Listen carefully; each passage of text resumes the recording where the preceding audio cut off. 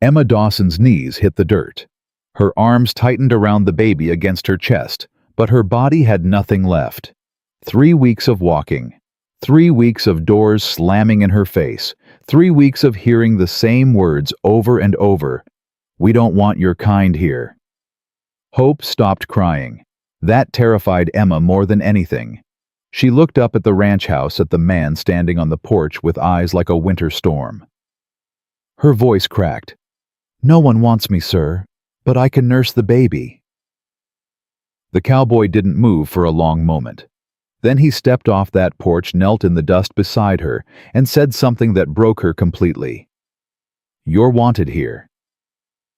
If you want to know how this broken woman and this haunted cowboy find their way to each other, subscribe to my channel and follow their story to the very end. Comment below with the city you're watching from, so I can see how far this story has traveled. The gate hung open. That was the first thing Jesse Callahan noticed when he rode back from the north pasture. He always latched it. Always. 3 years of living alone had turned him into a man of rituals, and breaking them felt like inviting ghosts.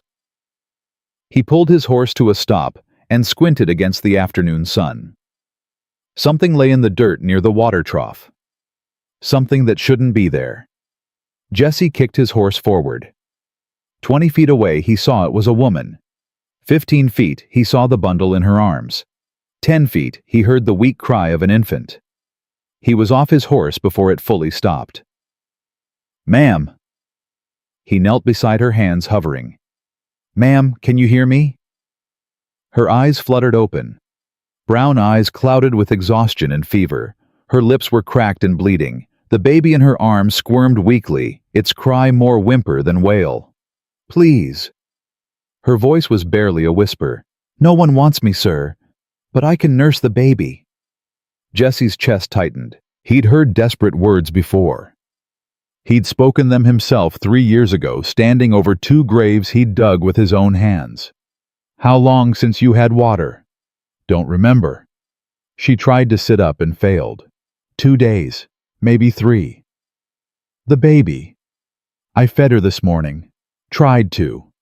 Tears cut tracks through the dust on her face. "My milk's almost gone." Jesse didn't think. He scooped her up, infant and all, and carried her toward the house. She weighed nothing, less than nothing, like someone had hollowed her out from the inside. "Put me down," she said, but there was no strength behind it. "You'll fall." "I don't need." "Lady, you collapsed in my yard. You need plenty." He kicked open the front door and carried her straight to the bedroom. The one he hadn't entered in 3 years. The one that still smelled like Clara's lavender soap if he breathed deep enough. He laid her on the bed, took the baby from her arms despite her weak protest, and studied the child's face. Red-cheeked from heat, lips dry, but breathing steady. "She needs water," Jesse said. "So do you." "I can hold her." "Stay put." He was back in 2 minutes with a canteen. He dribbled water into the baby's mouth first, just a few drops, letting her swallow. The infant sputtered, then sucked greedily at the canteen's edge. "Easy," he murmured. "Easy now. Too fast, and you'll sick it back up." The woman watched him with something like disbelief. "You've done this before," she said. Jesse's hands froze for just a second. Then he continued feeding the baby drop by careful drop. "Once. You have children." "Had." The word landed like a stone in still water. The woman didn't ask more. Smart woman. When the baby had taken enough, Jesse handed her back to her mother and offered the canteen. "Small sips," he said. "Same rules." She drank. He watched her throat work, watched color slowly return to her cheeks. She wasn't pretty, not like this, covered in dust and half dead from thirst. But there was something in her face that reminded him of no. He shut that door in his mind. "I'll work," she said suddenly. "Soon as I can stand. I can cook, clean, mend. I'm good with horses too. My pa taught me before he died." "Nobody asked you to work?" "I won't be a burden, sir." "You keep calling me sir. Name's Jesse. Jesse Callahan. Emma. She hesitated. Emma Dawson. This is Hope. Hope. He repeated the name like he was testing its weight. That's a heavy name for such a small thing. She's all the hope I have left. Jesse stood abruptly. The room felt too small. The walls were pressing in the way they always did when he stayed in here too long. There's food in the kitchen, he said. Rest now. Eat when you can. He was almost to the door when her voice stopped him. Mr. Callahan. He didn't turn around. Why? She asked. Everyone else just... Why did you help? Jesse's hand rested on the doorframe. He could feel the grooves in the wood, the ones Clara had carved their initials into the day they moved in. Maybe I'm tired of watching things die. He walked out before she could respond. Hector Morales found Jesse in the barn an hour later, brushing down his horse with more force than necessary. Heard you got company. Jesse didn't look up. News travels fast. Saw her collapse from the ridge, rode down to help, but you already had her inside. Hector leaned against a stall door, arms crossed. Pretty thing under all that dirt. Didn't notice. Liar. Jesse threw the brush into a bucket and turned to face the older man. Hector had worked this ranch for 30 years, long before Jesse's father died, and left it to his only son. He was more family than employee, and he had the annoying habit of seeing through every wall Jesse tried to build. She's in trouble, Jesse said flatly. That's all I know. What kind of trouble? The kind that makes a woman walk across the territory with a newborn baby and no supplies. Hector whistled low. She running from something. Or someone. You gonna ask? She'll tell me when she's ready, or she won't. Either way, she's staying until she's strong enough to leave. Hector studied him for a long moment. You sure about that? About what? About letting her leave. Jesse's jaw tightened. Don't start. 3 years, Jesse. 3 years in that house alone. 3 years of saying no to every supper invitation, every church social, every woman the town tried to throw at you. Hector shook his head. Clara wouldn't want this. Don't. She'd want you to live, not just breathe, but actually... I said don't. Jesse's voice was quiet, but it carried the weight of a closed door. Clara's dead. Lily's dead. I don't need reminding. Maybe you do. Maybe that's exactly what you need. Jesse grabbed his hat and shoved it onto his head. I'm checking the fences. East pasture. Don't wait supper. He was on his horse and riding hard before Hector could say another word. Emma woke to a baby crying and a strange ceiling overhead. For one horrible moment, she didn't know where she was. Then it all came rushing back. The ranch. The cowboy. Those gray-blue eyes that looked like they'd seen too much of the wrong things. Hope was wailing now, the sharp, demanding cry of a hungry infant. Shh, sweetheart. Shh. Emma fumbled with her dress, brought the baby to her breast. Hope latched on immediately, sucking with desperate strength, but Emma could feel how little she had to give. The door creaked open. She yanked her shawl up to cover herself, heart hammering. But it wasn't the cowboy. It was an older man with a weathered face and kind eyes. He held a tray with bread, cheese, and a bowl of something that smelled like heaven. Didn't mean to startle you, miss. He set the tray on the bedside table. Name's Hector. I work for Mr. Callahan. Thank you. Emma's voice was hoarse. Is Mr. Callahan out riding? He does that when things get too heavy in here. Hector tapped his chest. Been doing it a lot these past 3 years. Emma looked down at Hope, still nursing weakly. His wife and daughter. Hector nodded slowly. Fire took them. He was delivering horses to Fort Collins. Came back to nothing but ashes and 2 graves he had to dig himself. Emma closed her eyes. She understood that kind of loss now, the kind that hollowed you out and left nothing but the shell. How do you survive it? She asked quietly. Losing everything. Some folks don't. Hector's voice was gentle. Some folks just keep breathing and call it living. But every now and then, God puts something in your path that gives you a reason to try again. He nodded at Hope. She's beautiful, miss. Got her mama's eyes. She has her father's. The words came out bitter. He left us, took his family's money and ran the moment he found out she was coming. Coward. Yes. And the folks back home, they didn't help. Emma laughed, but there was no humor in it.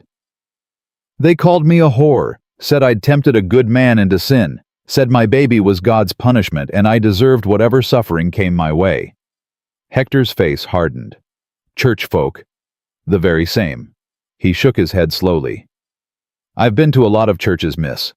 Never once heard Jesus say anything about turning away a mother and child, but I've heard plenty of men twist his words to suit their meanness. Hope stopped nursing and let out a small, contented sigh. Emma adjusted her dress and held her daughter close. Mr. Morales. Hector. Hector. She met his eyes. I won't bring trouble to this house. Soon as I'm strong enough, I'll move on. Move on where? She didn't have an answer for that. Hector smiled just a little.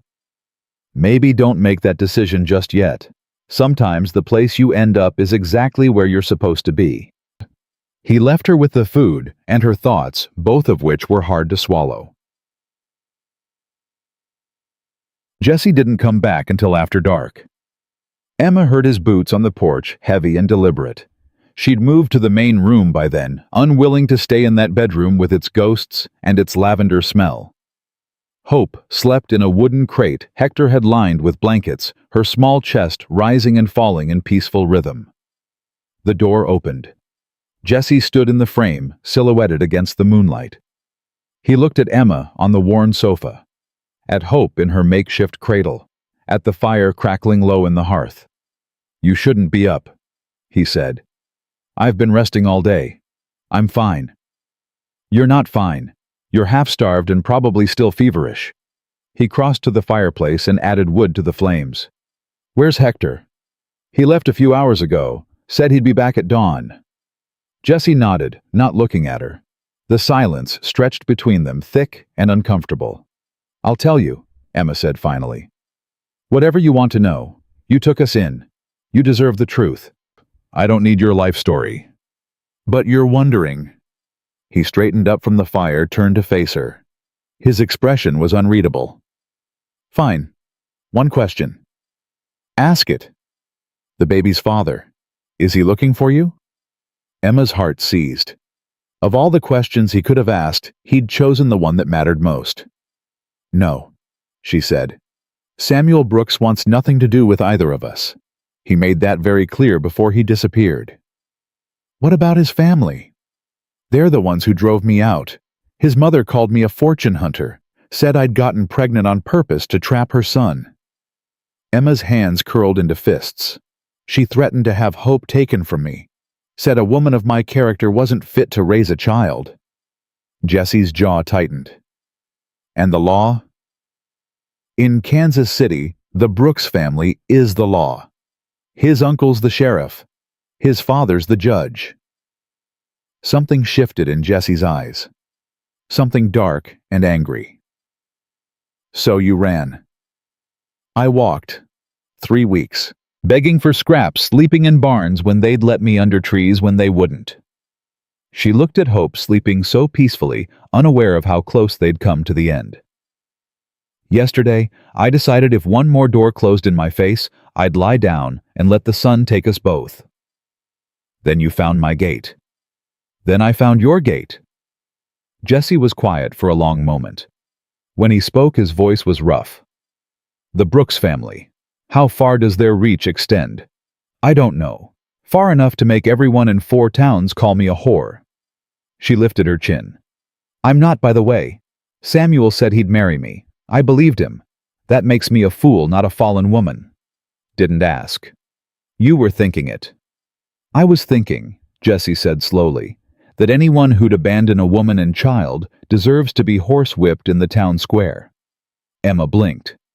That wasn't what she'd expected. I was also thinking, he continued, that anyone who comes looking for you on my land, is going to get a very warm welcome from my Winchester. Mr. Callahan. Jessie. Jessie. She swallowed hard. I can't ask you to fight my battles. You're not asking. I'm offering. He grabbed his hat from the hook by the door. I'm sleeping in the barn tonight. You take the bedroom. I couldn't. It's not a request, Mrs. Dawson. Miss Dawson. He paused with his hand on the door. In the morning, we'll talk about what comes next. But for tonight, you and that baby are under my roof. That means you're under my protection. Anyone who's got a problem with that can take it up with me. He was gone before she could respond. Emma sat in the firelight, heart pounding against her ribs. She'd expected charity, maybe. Tolerance if she was lucky. But not this. Not a man who looked at her like she was worth protecting. Not a man who said you're wanted here like he meant it. Hope stirred and made a small sound. I know, sweetheart, Emma whispered. I don't understand him either. Outside, she heard the barn door close. Through the window, she could see a lantern light flickering to life. Jesse Callahan was a man built of silence and scars. But somewhere underneath all that, something still burned. She'd seen it in his eyes when he'd looked at Hope. She'd heard it in his voice when he'd talked about Samuel Brooks. Anger, yes, but something else too. Something that looked a lot like hope. 3 days passed in careful routine. Jesse rose before dawn, worked the horses until midday, ate whatever Emma had prepared, then worked until dark. They rarely spoke more than a handful of words. But slowly, almost imperceptibly, the silence between them began to feel less like a wall and more like a bridge. On the fourth morning, the routine shattered. Hector came riding in fast dust, flying from his horse's hooves.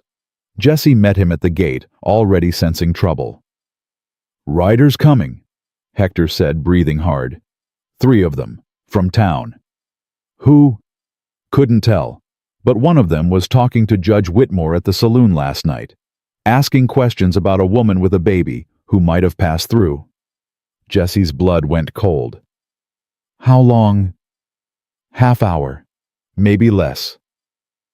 Jesse turned and strode toward the house. Emma was in the kitchen, Hope in one arm stirring a pot with the other. She looked up when he entered, and something in his face made her go still. They're coming, she said. It wasn't a question. 3 riders. Could be nothing. Could be trouble. Emma set down the spoon. Her face was pale, but her voice was steady. I should go. Take Hope and run before they... No. Jesse. I said no. He crossed to her, stopped close enough to see the fear flickering in her brown eyes. You run now. They'll just keep chasing. We stand. Together. You don't owe me this. Maybe not. But I'm choosing it anyway. He reached out and touched Hope's cheek just for a moment. The baby gurgled and grabbed his finger with surprising strength. She's got a good grip, he said quietly. She's a fighter, like her mama. Jesse looked at Emma, really looked at her for the first time since she'd arrived. Then let's show these men what fighters look like. He grabbed his rifle from above the mantel and walked out to meet whatever was coming. Jesse stood at the gate with his rifle resting easy in his hands. Not aimed, not yet, but ready. The 3 riders came slow dust, rising behind them like a warning. Jesse recognized the one in front. Deputy Cole Mercer, a man with more ambition than sense, and a tendency to follow whoever held the most power in Silver Creek. Morning, Callahan! Mercer reined up 10 feet away. His eyes swept the property looking for something, or someone. Deputy. Jesse didn't move. Long way from town. Judge Whitmore sent us. Got some questions need answering. Whitmore's got questions he can ride out here himself. Mercer's jaw tightened. Don't make this difficult. Ain't making nothing. Just standing on my own land talking to a man who showed up uninvited. The 2 riders behind Mercer exchanged glances. One of them was barely 20 nervous hands on his reins. The other was older, weathered, and looked like he'd rather be anywhere else. We're looking for a woman. Mercer said. Traveling alone with an infant. Word is, she passed through this way. Jesse's expression didn't change. Lot of folks pass through. This one's wanted back east. Family says she stole from them. Kidnapped the baby too. That's so. That's so. Jesse tilted his head slightly. Funny thing about stories, Deputy. They change depending on who's telling them. Mercer leaned forward in his saddle. You harboring her, Callahan. I'm harboring my patience. It's wearing thin. This ain't a joke. Judge Whitmore's got papers. Legal papers. Says that woman's unfit, and the child needs to be placed with proper family. Jesse felt the cold settle into his bones. Not fear. Something harder. Papers from Kansas City. From a judge there, yeah. Brooks' family's got connections. They want their grandchild back. Their grandchild. Jesse repeated the words like they tasted wrong. The same family whose son abandoned that woman when she was carrying his baby. The same family who called her a whore and drove her out of town. That family. Mercer's face went red. How do you... I know because I ain't stupid, Deputy. And neither are you if you'd stop licking Whitmore's boots long enough to think for yourself. The young rider's horse shifted nervously. The older one kept his eyes fixed on Jesse's rifle. You got her here, Mercer said quietly. I can see it in your face. What you see in my face is a man who's done talking. Jesse raised the rifle, not pointing it at anyone, just making its presence known. Ride back to town. Tell Whitmore if he wants to discuss this, he can come himself. But if anyone tries to take that woman or her child off my land, they'd best make peace with God first. Mercer stared at him for a long moment. Then he laughed short and ugly. You've gone soft, Callahan. 3 years ago, you wouldn't have blinked at turning out some stranger. Now look at you, playing hero for a fallen woman. 3 years ago, I had something to lose. Jesse's voice was flat. Now I got nothing but time and ammunition. You really want to test which runs out first? The older rider spoke up for the first time. Cole, let's go. Mercer hesitated, then wheeled his horse around. This ain't over. Never thought it was. Jesse watched them ride away until they were nothing but specks on the horizon. Then he lowered the rifle and let out a breath he hadn't realized he was holding. Footsteps behind him. He turned to find Emma on the porch. Hope clutched to her chest, face white as bone. They'll be back, she said. Yep. With more men. With the law. Maybe. Jesse. Her voice cracked. I can't let you... Stop.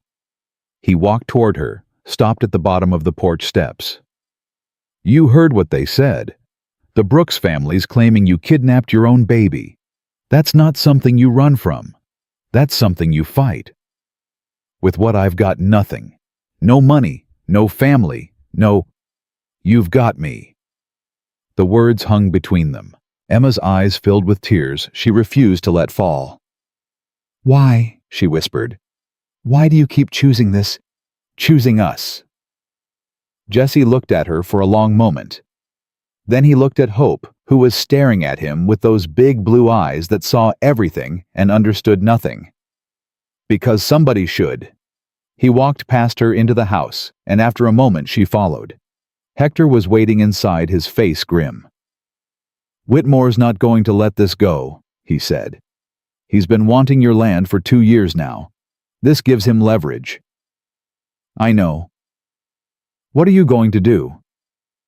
Jesse set his rifle against the wall and turned to face both of them. First thing, we need witnesses. People who can testify to Miss Dawson's character. People who'll stand up in court if it comes to that. Court? Emma shook her head.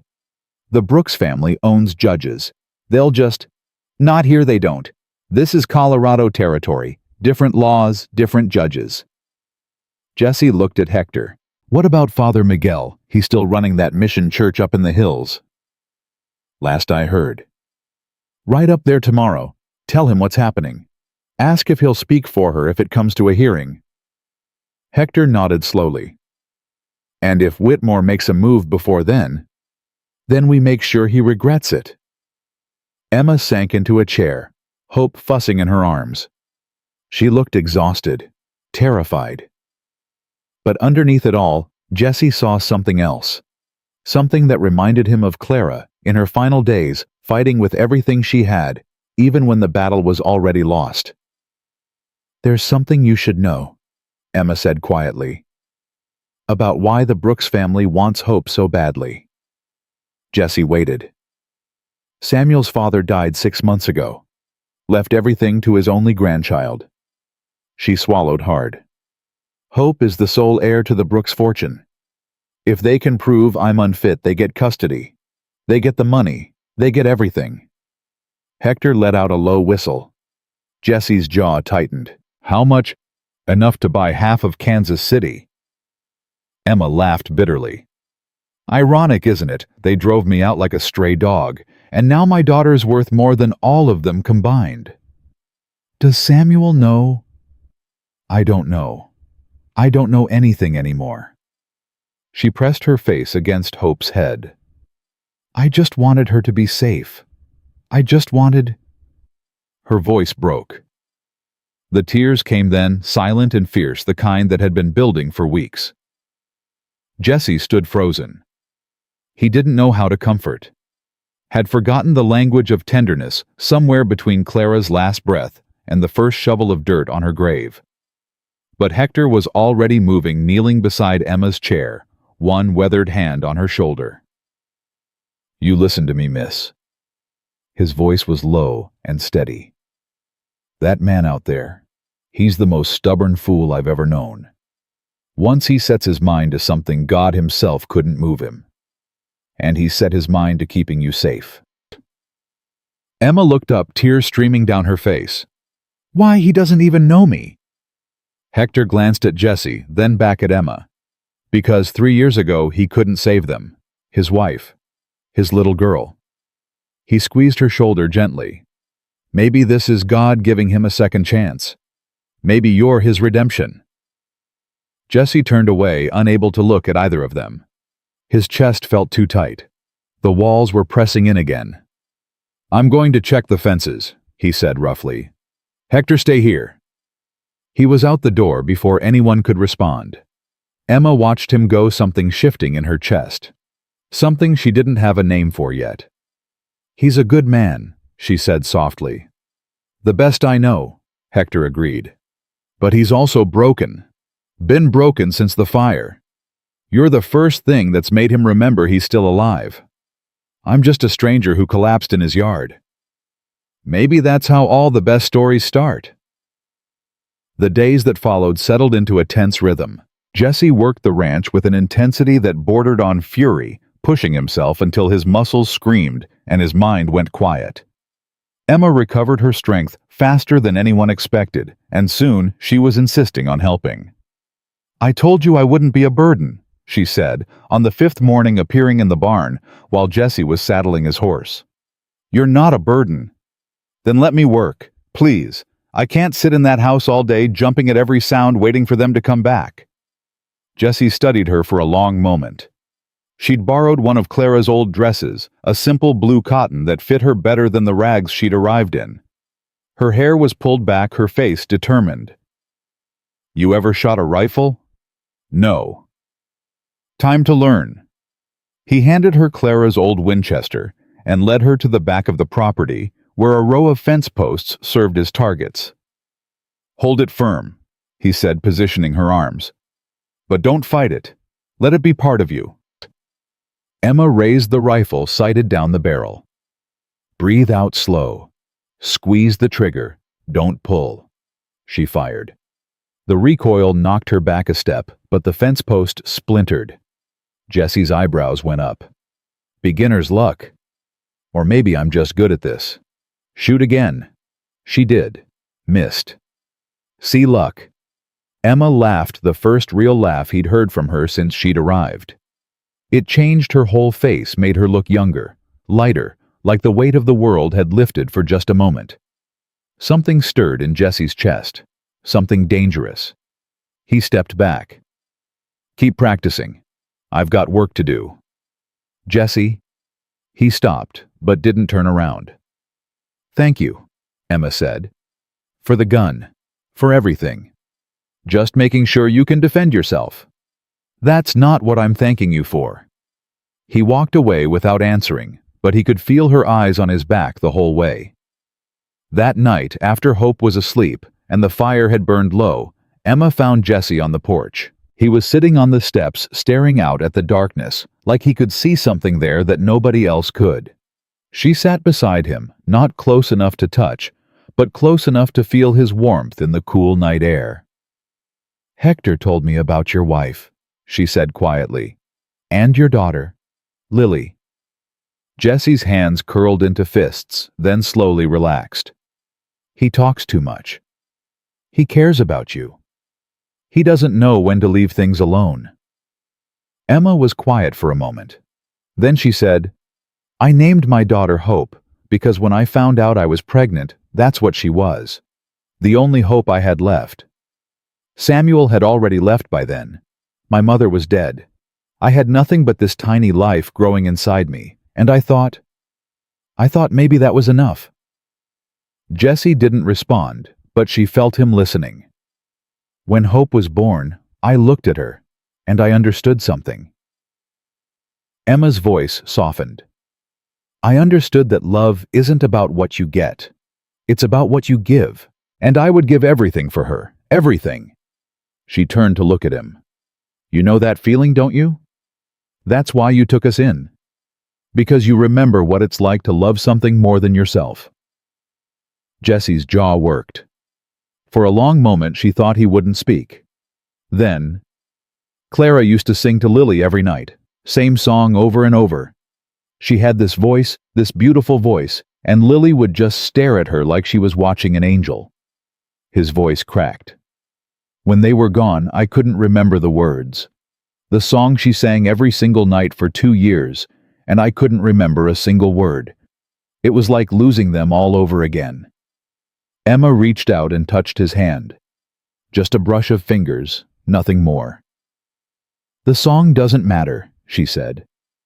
"What matters is that you loved them. What matters is that you still love them. That kind of love doesn't die, Jesse. It just waits." He looked at her, then really looked at her, and she saw the walls crack just a little, the ice in those gray-blue eyes beginning to thaw. "You're a strange woman, Emma Dawson." "So I've been told. I don't know how to do this anymore. How to let people in." "Neither do I." She squeezed his hand. "But maybe we can figure it out together." Neither of them moved. The moment stretched between them, fragile and heavy with possibility. Then a rider appeared on the road, moving fast. Jesse was on his feet instantly, reaching for the rifle he'd left by the door. "Get inside." Emma didn't argue. She grabbed the rifle from his hands instead. "I'll shoot from the window. You get Hope." He stared at her. "Now, Jesse, move." He moved. The rider reined up at the gate. Jesse stepped onto the porch, every muscle tensed. "Callahan." The voice was familiar, rough and breathless. "It's Moses Whitaker." Jesse relaxed slightly. Moses was an old rancher from the South Valley, a decent man with no love for town politics. "What's wrong?" Moses dismounted and half ran to the porch, his face pale in the moonlight. "Whitmore's called an emergency town meeting, tomorrow at noon." "About what?" "About her." Moses jerked his head toward the house. "He's got papers, Jesse. Legal papers from Kansas City. Says she's a criminal, and the baby needs to be removed immediately." "That's horseshit." "Maybe so, but he's got the sheriff on his side, and half the town council owes him money." Moses grabbed Jesse's arm. "Listen to me. They're not going to wait for a hearing. They're planning to ride out here tomorrow night and take the child by force." Jesse's blood went cold. "How do you know this?" "My son works at the saloon. He heard them planning it. Whitmore Mercer and 6 other men. They figure if they take the baby before anyone can object, you won't have a legal leg to stand on." Jesse's hands curled into fists. 8 men. At least. Maybe more. Why are you telling me this? Moses met his eyes. Because I knew your father. Because he was a good man, and I reckon you are too. And because no child should be ripped from her mother's arms by a bunch of greedy cowards. Emma appeared in the doorway, Hope asleep against her shoulder. I heard, she said. Her voice was steady, but her face was white. They're coming for her. Not if I have anything to say about it. Jesse turned to Moses. How much time? Sundown tomorrow. Maybe later. Depends on how much whiskey they drink first. That gives us 18 hours. To do what? Jesse looked at Emma, at Hope, at the small, fragile family that had somehow become his responsibility. To make sure they never try this again. He spent the rest of the night planning. Hector arrived at dawn, and Jesse explained everything while Emma fed Hope and tried to keep her hands from shaking. 8 men is too many to fight head-on, Hector said. I know. Even if we win, Whitmore will just come back with more, with the law on his side. I know that too. So, what's your plan? Jesse looked at both of them. We don't fight them here. We fight them in town, in public, in front of everyone. Emma frowned. How? Whitmore's power comes from secrecy, from doing things in the shadows where nobody can see. But if we force this into the open, if we make the whole town witness what he's trying to do, he loses that advantage. You want to go to the town meeting, Hector said slowly. I want to go to the town meeting with witnesses, with evidence, with everything we need to prove that Emma Dawson is not a criminal and her daughter belongs with her. What evidence? Jesse turned to Emma. You said Samuel left you a note when he abandoned you. Do you still have it? Emma's face changed. Yes, I kept it. I don't know why. Where is it? In my bag. The one I was carrying when I collapsed. Jesse nodded. Get it. That note proves he acknowledged the pregnancy. It proves he abandoned you willingly. Combined with the timeline of his father's death and the inheritance, it shows a clear motive for the Brooks family's sudden interest in custody. Hope started crying. Emma passed her to Hector and crossed to the small bag in the corner. She dug through it for a moment, then pulled out a crumpled piece of paper. Here. She handed it to Jesse. It's not much, just a few lines. Jesse read it. His jaw tightened with each word. My dearest Emma, he read aloud, I have made a mistake that I cannot undo. The child growing inside you would destroy my future, my family's name, everything I have worked for. I am leaving $30 for your trouble. Please do not contact me again. Samuel. Emma's face burned with shame. He didn't even sign his full name. He didn't have to. Jesse folded the paper carefully. This is proof of abandonment, proof of acknowledgement, and proof that he considered your daughter an inconvenience, not a kidnapping victim. Will it be enough? It's a start. Jesse looked at Hector. I need you to ride to Father Miguel now. Bring him back before noon if you can. What about Moses? He's already on our side. I'll ask him to bring the ranchers from the South Valley. The more witnesses, the better. Hector headed for the door, then stopped. Jesse, what if it doesn't work? What if Whitmore's got the judge in his pocket? Jesse's eyes went hard. Then we do it the old-fashioned way. Hector nodded and left. Emma watched him go, then turned to Jesse. You're risking everything for us. Nothing worth keeping is easy to hold. That sounds like something Clara would say. Jesse flinched, but for the first time he didn't turn away from the memory. She would have liked you, he said quietly. She always said I needed someone stubborn enough to match me. And do I? More than you know. They stood there in the early morning light, something unspoken passing between them. Then Hope let out a wail from Hector's arms, and the moment broke, but neither of them forgot it. The morning passed in preparation. Jesse cleaned every gun he owned. Emma wrote out a detailed account of everything that had happened since she'd discovered she was pregnant. Hector returned an hour before noon with Father Miguel, a weathered priest with kind eyes, and a reputation for speaking truth to power. "I've seen this before," Father Miguel said after hearing Emma's story. "Rich families using the law as a weapon against those who can't fight back. It's wrong in the eyes of God, and it should be wrong in the eyes of men." "Will you testify?" "I'll do more than that." The priest's eyes glinted. "I'll remind that town what their Bibles actually say about protecting the innocent." Moses arrived with 4 other ranchers, all men who'd grown tired of Whitmore's schemes. They filled Jesse's porch like a small army.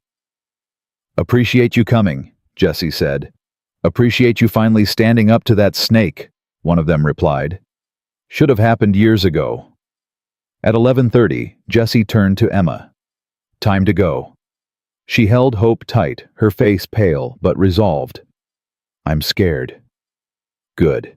Means you've got something to fight for." "What if they take her anyway?" Jesse reached out and touched Hope's cheek. The baby grabbed his finger, just like she had that first day.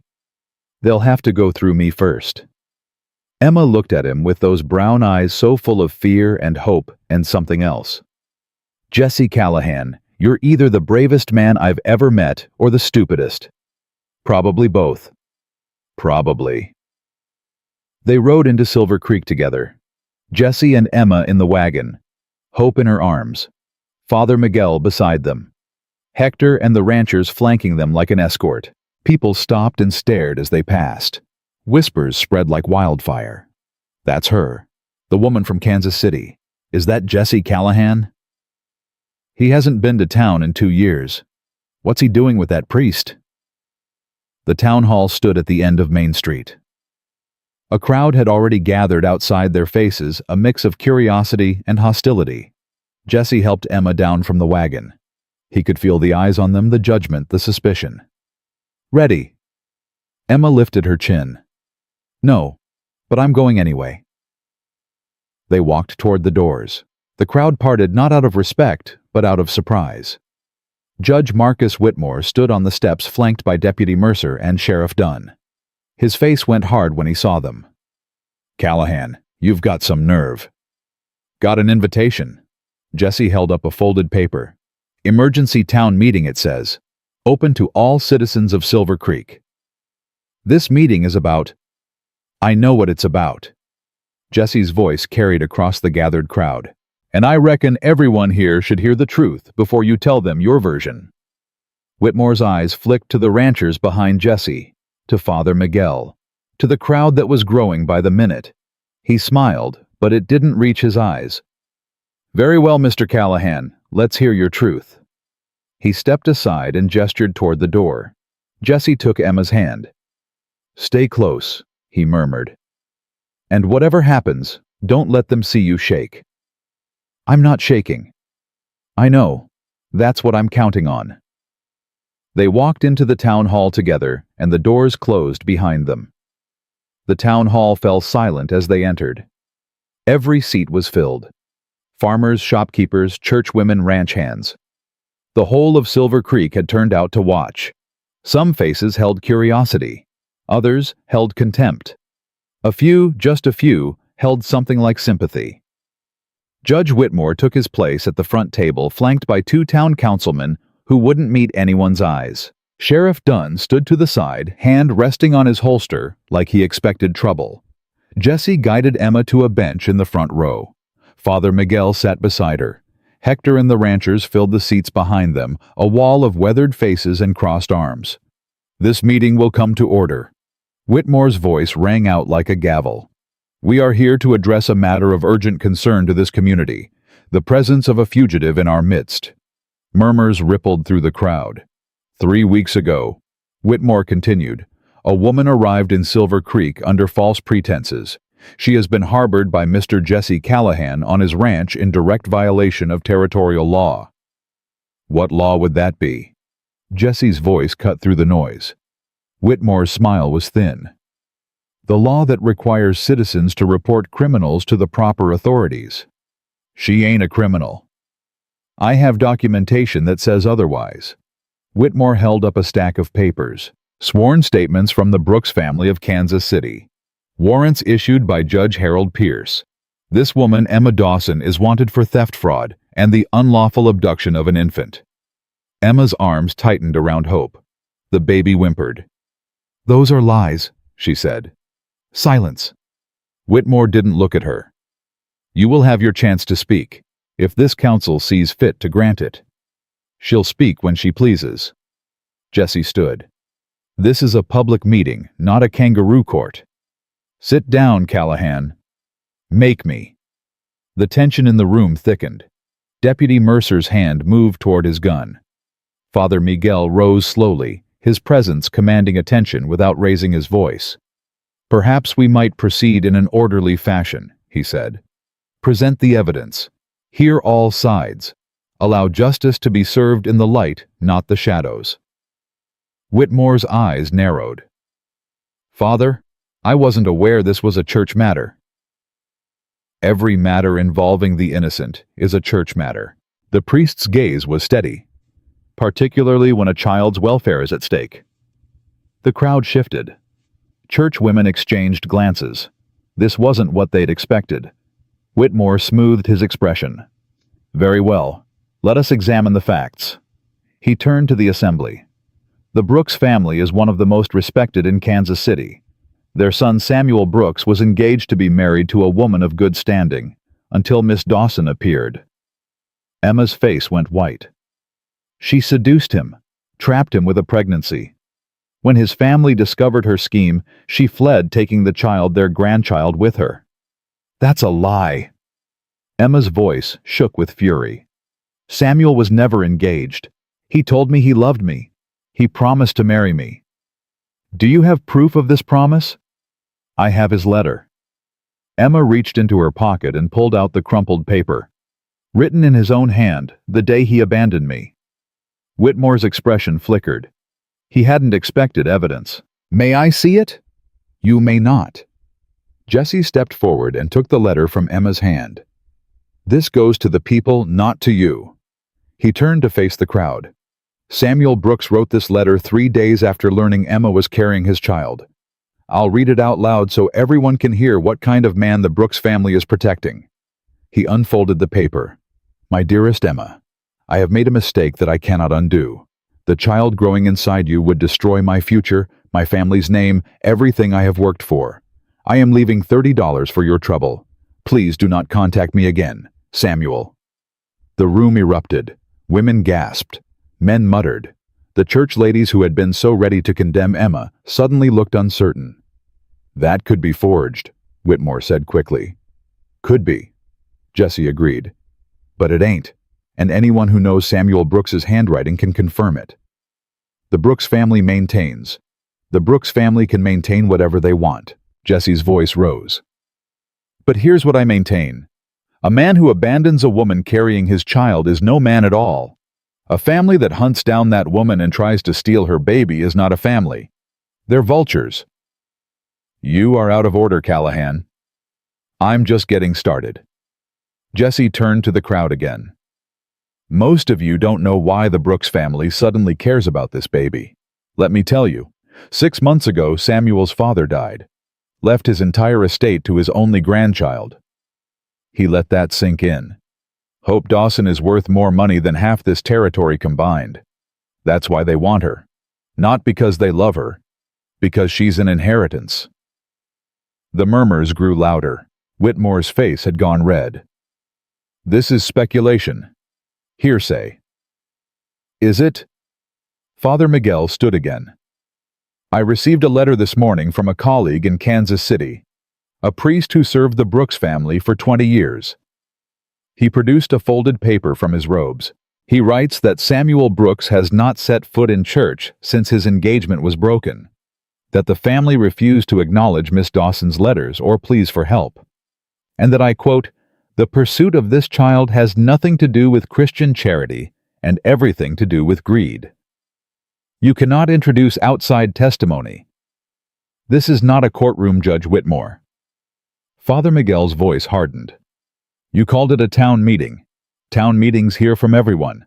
Or do your rules only apply when they serve your interests?" Whitmore's hands curled into fists on the table. Emma stood. Hope was crying now, picking up on her mother's distress, but Emma's voice was steady. I have something to say." The room went quiet. When I found out I was pregnant, I was terrified. Alone. The man I loved had vanished. His family called me a whore and threatened to have my baby taken away. Her voice cracked, but she kept going. "I walked for 3 weeks to get here, slept in barns, begged for food, watched my milk dry up because I couldn't eat enough to feed my own child. And every single day, I asked God why. Why me? Why her? What did we do to deserve this?" Tears streamed down her face, but she didn't wipe them away. Then I collapsed at Jesse Callahan's gate, and for the first time in months, someone looked at me like I was human. Not a scandal, not a problem. Human. She looked at Jesse. Something passed between them that the whole room could feel. I don't know what I did to deserve that kindness. Maybe nothing. Maybe God just decided it was time for something good to happen. She turned back to Whitmore. "But I do know this. You will not take my daughter. Not today. Not ever. I will die before I let you hand her over to the people who destroyed my life." The room was silent. Then from the back, a woman's voice. "She's telling the truth." Heads turned. Mrs. Patterson, the general store owner's wife, stood with her hands clasped tight. "I got a letter from my sister in Kansas City last month. She works for the Brooks family. She told me what they did to that poor girl." Her voice trembled. "They spread lies about her all over town, called her names in public, sent men to threaten her landlord until he evicted her. My sister said she'd never seen anything so cruel." Another voice spoke up. Old Tom Hensley, who'd ranched in the valley for 40 years. "I've known Jesse Callahan since he was a boy, known his father before him. If Jesse says this woman's innocent, that's good enough for me." More voices joined in. Moses Whitaker, the ranchers from the South Valley, even a few townspeople who'd seemed hostile when Emma walked in. Whitmore slammed his hand on the table. "Enough. This is not a popularity contest. I have legal documents that require action." "Then let's see them." Jesse stepped forward. "All of them. Let the whole town read what's actually written, not just what you're telling us." Whitmore hesitated. "What's the matter, Judge?" Jesse's voice was soft and dangerous. "Something in those papers you don't want people to see." The silence stretched. Then Whitmore straightened up and smiled. The kind of smile that made Jesse's hand move toward his holster. "You want transparency, Callahan, fine." He reached into his coat and pulled out another document. "I was saving this for the appropriate moment, but since you insist." He held up the paper. "This is a telegram I received this morning, from Samuel Brooks himself." Emma's face went gray. "He's on his way to Silver Creek as we speak. Should arrive by tomorrow evening." Whitmore's smile widened. "He intends to claim his daughter personally, and he's bringing the law with him." The room exploded. Jesse grabbed Emma's arm as she swayed. Hope was screaming now, face red and desperate. "He's coming here," Emma whispered. "Samuel's coming here." "Doesn't matter." "Jesse, you don't understand. He's charming. He's persuasive. He'll make everyone believe. I don't care what he makes them believe." Jesse's grip tightened. "He's not touching you or Hope. You hear me?" "Not while I'm breathing." Whitmore was talking again, calling for order, but Jesse wasn't listening. He was thinking about the ranch, about defensible positions, about how many bullets he had, and how many men Samuel might bring. "We need to go," Hector said, appearing at his elbow. "Now, before they decide to hold her here." Jesse nodded. He wrapped his arm around Emma and started pushing through the crowd. "Callahan," Whitmore's voice rang out. "If you leave now, I'll have you arrested for obstruction of justice." Jesse stopped at the door, turned. "You want to arrest me, Judge, go ahead and try." His hand rested on his gun.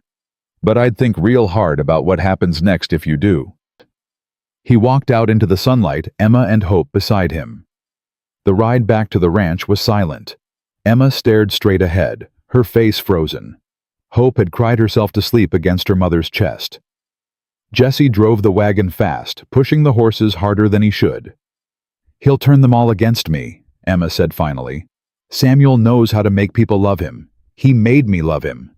He won't get the chance. You don't know him. I know men like him. Jesse's jaw tightened. Pretty words, empty promises. They're all the same underneath. And if he brings the law, real law, not just Whitmore's papers. Jesse didn't answer, because he didn't have one. When they reached the ranch, Hector was already there, having ridden ahead. "I've been thinking," he said as Jesse helped Emma down. "We can't fight the law head on. Not if Samuel brings federal marshals." "I know. So what do we do?" Jesse looked at Emma, at Hope sleeping peacefully, unaware that her whole future hung in the balance. "We make sure the truth is too loud to ignore." He turned to Hector. "How many newspapers are there between here and Denver?" 3, maybe 4. "Why?"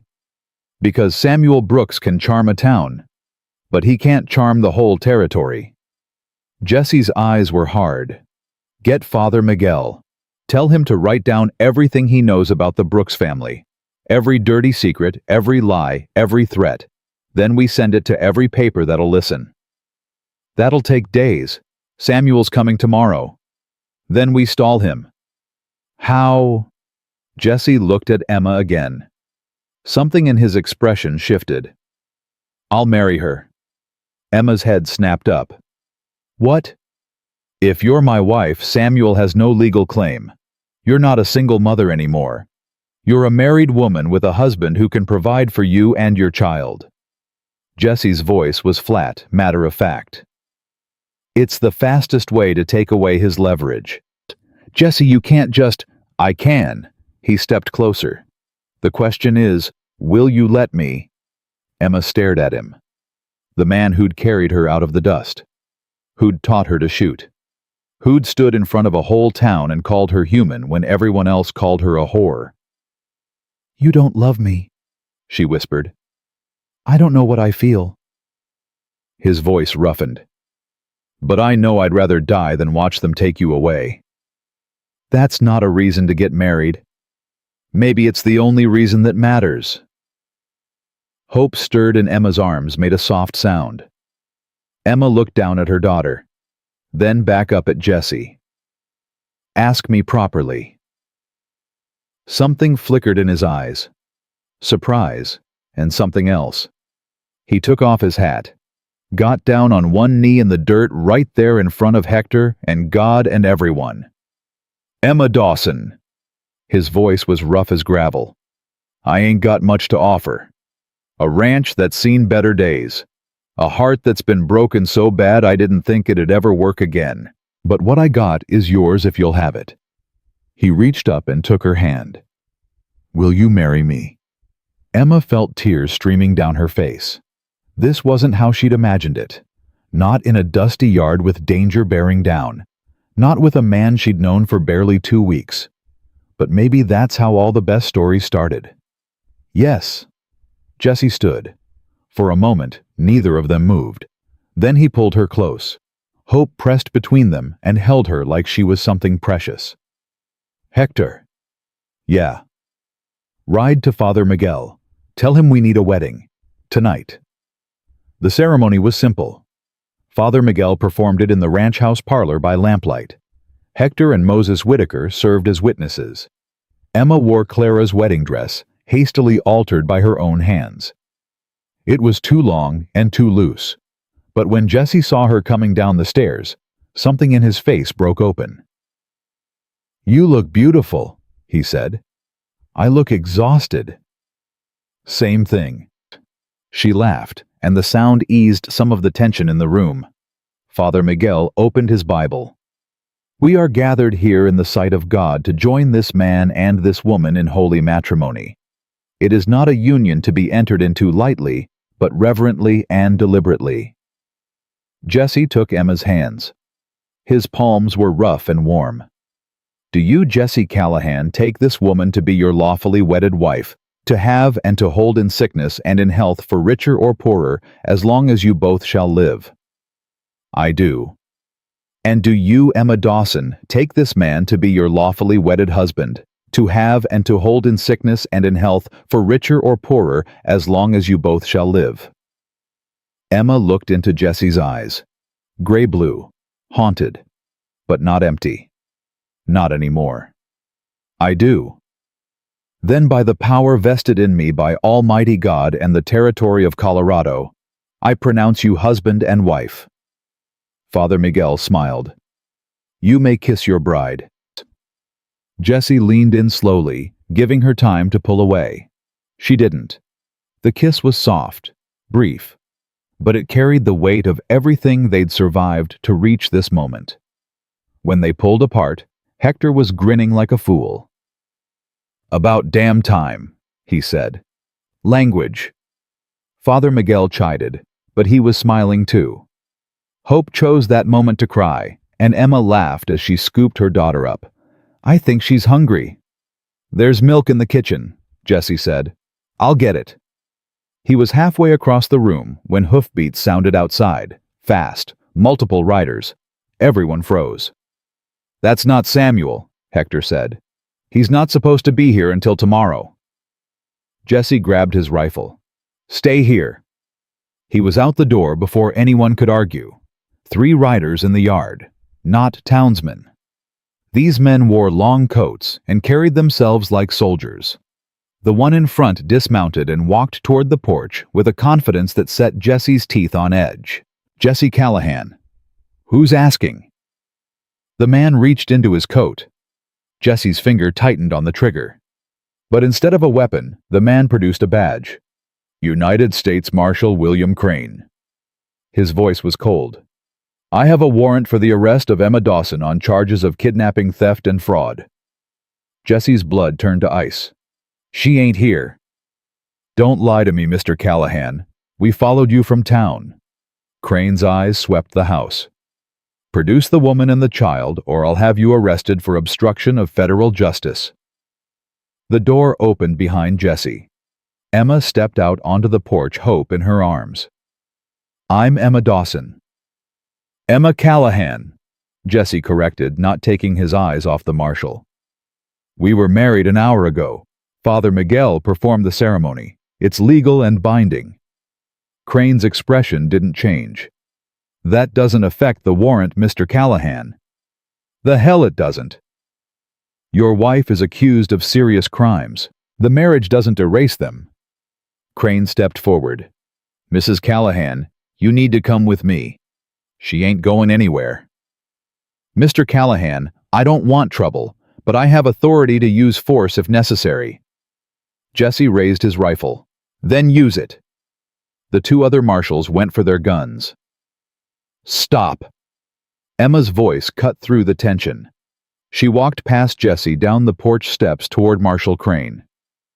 If I go with you, what happens to my daughter? She'll be placed in protective custody until the matter is resolved. Which means the Brooks family gets her. Crane hesitated. Just for a second. That's not my concern, ma'am. I'm here to execute a warrant. Emma looked at Hope. The baby was awake now, watching everything with those big blue eyes. And if I can prove the warrant is based on lies, then you'll have your day in court. A court in Kansas City where the Brooks family owns the judge. Crane's jaw tightened. Ma'am, Marshal Crane. Father Miguel appeared in the doorway. May I have a word? The marshal looked annoyed, but he nodded. The priest walked down and handed Crane a stack of papers. These are sworn statements from witnesses in Kansas City. Church records documenting Samuel Brooks's abandonment of Miss Dawson. Letters from the Brooks family's own servants confirming their threats against her. Father Miguel's voice was calm but firm. And this is a telegram I received an hour ago from a federal judge in Denver. Judge Thomas Clark. Perhaps you've heard of him. Crane's face changed. He's reviewed the evidence I sent him and found serious irregularities in the warrant you're carrying. Father Miguel smiled slightly. He's issued a temporary stay of execution pending a full investigation. The Brooks family's charges are suspended until further notice. Jesse lowered his rifle an inch. Crane read the telegram, his expression growing darker with each line. This is highly irregular. So is hunting down a mother and child on behalf of a family with obvious financial motives. Father Miguel stepped closer. You seem like an honorable man, Marshal. I suspect you didn't know the full story when you accepted this assignment. Crane was silent for a long moment. Then he folded the telegram and put it in his pocket. The stay is valid, he said finally. I have no authority to arrest Mrs. Callahan at this time. He looked at Jesse. But this isn't over. Samuel Brooks is still coming, and he won't be stopped by a piece of paper. Let him come, Jesse said. Crane mounted his horse. His men followed. For what it's worth, the marshal said, I hope you're telling the truth, because if you're not, there's nothing I can do to help you. He rode away into the darkness. Emma stood frozen in the yard, hope pressed against her chest. Jesse came down the steps and wrapped his arms around both of them. It's okay, he said. It's okay. It's not over. No, but we bought time. He pulled back and looked at her. And time is all we need. For what? To make sure when Samuel Brooks gets here, the whole world knows exactly what kind of man he is. Emma leaned into him, exhausted, terrified, but somehow impossibly hopeful. Thank you, she whispered. For what? For not giving up on me. Jesse's arms tightened around her. Never. They stood there in the darkness, a new family forged in fire, waiting for the storm they knew was coming. Inside the house, Hope began to cry. Emma pulled away reluctantly. She needs to eat. Go, I'll keep watch. Jesse. She stopped at the door. What you said, in the proposal, about not knowing what you feel. He didn't move. I think I'm starting to know what I feel, she said softly. And it scares me. Me too. Is that enough? Being scared together? Jesse looked at her, at this woman who'd collapsed in his yard and somehow brought him back to life. It's more than I ever expected to have again. She smiled just a little. Then I guess we'll figure out the rest. She went inside. Jesse sat on the porch with his rifle across his knees watching the road. Somewhere out there Samuel Brooks was coming, bringing his money and his lawyers and his pretty lies. But Jesse had something better. He had something worth fighting for. And God help anyone who tried to take it away. Samuel Brooks arrived at noon the next day. Jesse saw the dust cloud from the north pasture where he'd been pretending to work while keeping his eyes on the road. He counted 6 riders, maybe 7. Too many for a friendly visit. He was on his horse and riding hard before the dust settled. Emma met him at the gate, Hope in her arms. Her face was pale, but her jaw was set. How many? 6, maybe 7. One of them's probably Samuel. I want to see him. Emma. I spent 3 weeks running from that man. Her voice was steady. I'm done running. Jesse studied her for a long moment. Then he nodded. Stay behind me, and if I tell you to run, you run. I won't leave you. You will if it means keeping Hope safe. He took her chin in his hand, forced her to meet his eyes. Promise me. Emma swallowed hard. I promise. They walked together to the porch, just as the riders came into view. Hector appeared from the barn, rifle in hand. Moses Whitaker rode up from the south where he'd been keeping watch. The lead rider was young, handsome, golden hair and a smile that could charm the devil. Emma's whole body went rigid. Samuel. He dismounted with easy grace, brushing dust from his expensive coat. His eyes swept the property before landing on Emma. On Hope. There she is. His voice was smooth as honey. My beautiful Emma. And my daughter. She's not yours. Emma's voice cracked. You made that very clear when you abandoned us. Abandoned. Samuel laughed, soft and disarming. Is that what you've been telling people, Emma, sweetheart? You know that's not what happened? Don't call me sweetheart. Samuel's smile flickered. Just for a second. I see you've found yourself a protector. He turned to Jesse, looking him up and down. Jesse Callahan, isn't it, the grieving widower who hasn't spoken to anyone in 3 years? And now suddenly you're playing hero to fallen women. Jesse didn't rise to the bait. You're on my property, Brooks. State your business and get out. My business is my daughter. Samuel's voice hardened. I've come to take her home. She is home. A rundown ranch in the middle of nowhere. Samuel shook his head. Hope deserves better. She deserves her family's name, her inheritance. She deserves a father who didn't run at the first sign of responsibility. Samuel's mask slipped. For just a moment, something ugly showed through. You don't know anything about me. I know you left a pregnant woman with $30 and a note that said she was a mistake. Jesse stepped forward. I know your family called her a whore and drove her out of town. I know you only came looking because your daddy died and suddenly that baby's worth something to you. Who told you that? Her. Samuel laughed. Emma's always been good at playing the victim. It's how she trapped me in the first place. Emma flinched like she'd been slapped. Jesse's hand moved to his gun. One more word against my wife and you'll be picking your teeth out of the dirt. Samuel's eyes widened. Your wife. Married yesterday, legal and binding. Jesse's voice was cold. Whatever claim you thought you had is gone. For a long moment Samuel just stared. Then he started laughing. Not the charming laugh from before, something darker. You actually married her. A woman you've known for 2 weeks? 3. He shook his head. She really does have a gift. First me, now you. Tell me. Callahan, did she cry? Did she tell you how scared she was? How alone? How you were the only one who could save her? Shut up. She used the same lines on me. Every single one. Samuel stepped closer. And you fell for it, just like I did. Emma moved forward past Jesse until she was standing directly in front of Samuel. Hope was quiet in her arms, watching with those big blue eyes. You don't get to rewrite history. Emma's voice was low and fierce. I have your letter. I have witnesses.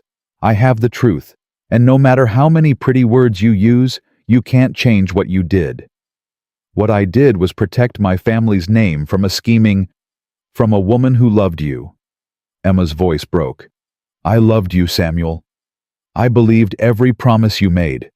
And you threw me away like I was nothing. You were nothing. Samuel's mask was fully gone now. A shopkeeper's daughter with delusions of grandeur. Did you really think my family would let me marry beneath my station? I thought you were different. Then you were a fool. The word hung in the air. Then Jesse stepped between them. His voice was quiet, but it carried a weight that made everyone freeze. You came here for your daughter. You're not getting her. He met Samuel's eyes. You came here to hurt my wife. That's not happening either, so here's what's going to happen instead. He pulled a folded newspaper from his back pocket. This is yesterday's edition of the Denver Tribune, front-page story about the Brooks family of Kansas City, about how they drove out a pregnant woman and then tried to steal her baby when they realized she was worth money. Samuel's face went white. Every newspaper between here and St. Louis has a copy. By the end of the week, so will half the country. Jesse's smile was cold. Your family's reputation is finished. Your business dealings are finished. And if you don't turn around and ride out of here right now, you'll be finished. You're bluffing. Jesse handed him the newspaper. Samuel read it. His hand started shaking. This is libel. This is the truth. Sworn statements from your own servants. Letters from your mother threatening Emma. Church records showing you acknowledged the pregnancy before you ran. Jesse stepped closer. You made one mistake, Brooks. You thought nobody would believe her. But I believed her. Father Miguel believed her. And Judge Clark in Denver believed her enough to suspend your warrant. Samuel crumpled the newspaper in his fist. My family will bury you. Your family's got bigger problems now. Jesse nodded toward the writers behind Samuel. Those men you brought. They read the paper this morning. Samuel turned. His men were looking at each other uncertain. One of them was already backing his horse away. You hired them to help you take a baby from her mother, Jesse said. How many of them got daughters, sisters' wives? How many of them are going to stick around now that they know the full story? One rider dismounted, then another. They walked away without a word. Samuel watched his support crumble, face twisting with rage. This isn't over. Yeah, it is. Jesse's hand rested on his gun. You've got nothing left. No legal standing, no public sympathy, no men willing to do your dirty work. All you've got is a train ticket back to Kansas City and whatever's left of your family's name. That baby is mine. That baby is ours. Emma stepped forward again. Hope pressed tight against her chest. She has a father who loves her, a home where she's wanted, a family that will fight for her. You were never any of those things. Samuel's face contorted. You think this is love? He married you out of pity. The same way I would have married you out of obligation. Neither of us ever loved you, Emma. You're not the kind of woman men love. Emma didn't flinch this time. You're wrong. Her voice was steady. I am exactly the kind of woman men love. The kind worth fighting for, worth sacrificing for. You just weren't man enough to see it. She turned her back on him and walked toward the house. Samuel lunged. Jesse moved faster. His fist connected with Samuel's jaw before the man took 2 steps. Samuel hit the ground hard, dust billowing around him. Jesse stood over him, breathing hard. Touch her again, and I'll kill you. His voice was barely a whisper. That's not a threat. That's a promise. Samuel spat blood onto the dirt. His remaining men didn't move to help him. Get up. Hector stepped forward, rifle trained on Samuel. Get on your horse, and don't come back. Samuel staggered to his feet. His fine coat was ruined, his handsome face already swelling. You'll regret this. He climbed onto his horse. Both of you. Doubt it. Jesse watched him go. But you will. Samuel wheeled his horse and rode hard toward town, his remaining men following at a distance. Jesse didn't move until they were out of sight. Then his legs gave out. Emma was beside him in an instant, hope still in her arms. Jesse, are you? I'm fine. He wasn't. His hands were shaking. Just haven't hit anyone in a while. That was the most satisfying punch I've ever witnessed. Jesse looked up at her. She was smiling. Actually smiling. He started laughing. It felt strange in his chest, rusty and uncertain. But it felt good, too. Come on. Emma helped him up. Let's get you inside before you fall over. I don't fall over. You just did. That was kneeling. Different thing. Keep telling yourself that. They walked into the house together. Hector and Moses stayed outside watching the road just in case. Inside, Jesse collapsed into a chair. Emma put Hope in her cradle and knelt beside him. Your hand's bleeding. Samuel's got a hard jaw. Let me see. She took his hand in hers, examining the split knuckles. Her touch was gentle, careful. This might sting. She cleaned the wound with water from the basin. Jesse watched her work something shifting in his chest. Emma. What you said out there, about being the kind of woman worth fighting for. She paused. What about it? You were right. His voice was rough. I've known a lot of women in my life. None of them had your courage. I collapsed in your yard. That's not courage. You walked 3 weeks with a newborn baby. You faced down a man who destroyed your life. You stood on my porch and told him exactly what he was. Jesse shook his head. That's courage. Emma's eyes filled with tears. I was terrified. That's what makes it courage. He reached up with his uninjured hand and touched her face. If you weren't scared, it would just be stupidity. She laughed, wet and shaky. Jesse Callahan, did you just make a joke? Don't tell anyone. I've got a reputation. She leaned into his touch. For a long moment, neither of them spoke. Then Hope started crying. She's hungry. Emma pulled away reluctantly. I should go. I'll be fine. She stood, but didn't move toward the cradle. Jessie? Yeah. Thank you. For everything. You're my wife. It's what husbands do. Not all of them. No. He met her eyes. Not all of them. She held his gaze for a moment longer. Then she went to Hope. Jessie sat in the chair, hand-throbbing, heart-pounding, and wondered when exactly he'd started feeling alive again. The night was quiet, but Jessie couldn't sleep. He sat on the porch rifle across his lap watching the stars. Inside, Emma and Hope were sleeping in his bedroom. His bed. Where Clara used to sleep. He'd expected it to hurt more than it did. Can't sleep either. Emma's voice made him turn. She stood in the doorway, a blanket wrapped around her shoulders. Hope nowhere in sight. She's sleeping. For now. Emma sat beside him on the porch step. Give her an hour and she'll be screaming again. Babies do that. Voice of experience. Jessie was quiet for a moment. Lily used to wake up every 2 hours, like clockwork. Clara would feed her, and I'd walk her back to sleep. He stared at the stars. I used to hate it, being tired all the time. Now I'd give anything to have those nights back. Emma didn't say anything, just moved closer until their shoulders touched. I dream about them sometimes, Jessie continued. Clara singing, Lily laughing. And then I wake up and remember they're gone, and it's like losing them all over again. The grief doesn't go away. No. But it changes. Emma's voice was soft. My mother died 2 years ago. For the first year I couldn't even say her name without crying. Now I can think about her and smile. The sadness is still there, but it's mixed with something else. What?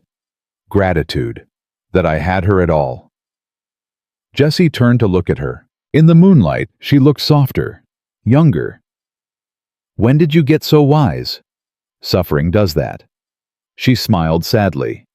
Either you learn from it, or you let it destroy you. I got tired of being destroyed. So you fought back. I ran. That's different. Running was fighting. Running kept hope alive. Jessie reached over and took her hand. Don't sell yourself short, Emma. You're stronger than you know. She squeezed his fingers. So are you. They sat in silence, hands intertwined, watching the night sky turn slowly toward dawn. Jessie. What happens now? Samuel's gone, but he'll be back. His family won't give up that easily. Let them try. Jessie's voice hardened. Every newspaper in the territory has their story now. Every judge knows what they did. They've lost the element of surprise. They've lost the moral high ground. All they've got left is money. Money's powerful. So is truth. He turned to face her. And I've got something they don't. What's that? A reason to fight. Emma's breath caught. Jessie, I know we got married for practical reasons. I know this isn't how either of us planned our lives. He tightened his grip on her hand. But something happened these past few weeks. Something I didn't expect. What?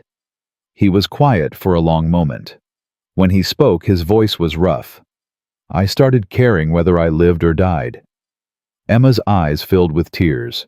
For 3 years I went through the motions, worked the ranch, fed the horses, woke up every morning and wondered why I bothered. Jessie's jaw tightened. Then you showed up, you and Hope, and suddenly there was a reason to wake up, a reason to fight, a reason to... He couldn't finish. Emma reached up and touched his face. You don't have to say it. I want to. I just forgot how. Then show me. He looked at her. At this woman who'd walked through fire to reach his door, who'd faced down her demons and his, who'd given him back something he thought he'd lost forever. He leaned in and kissed her. Not like the ceremony kiss. That had been formal, careful. This was different. This was real. Emma kissed him back, her hands, finding his face, his neck, his shoulders. 3 weeks of fear and hope and longing poured into that single moment. When they finally pulled apart, both of them were breathing hard. "I'm scared," Emma whispered. "Me too." "What if it doesn't work? What if—" "It'll work." Jesse pressed his forehead against hers. "Because I'm not letting you go. Not now. Not ever." "You can't promise that. Watch me."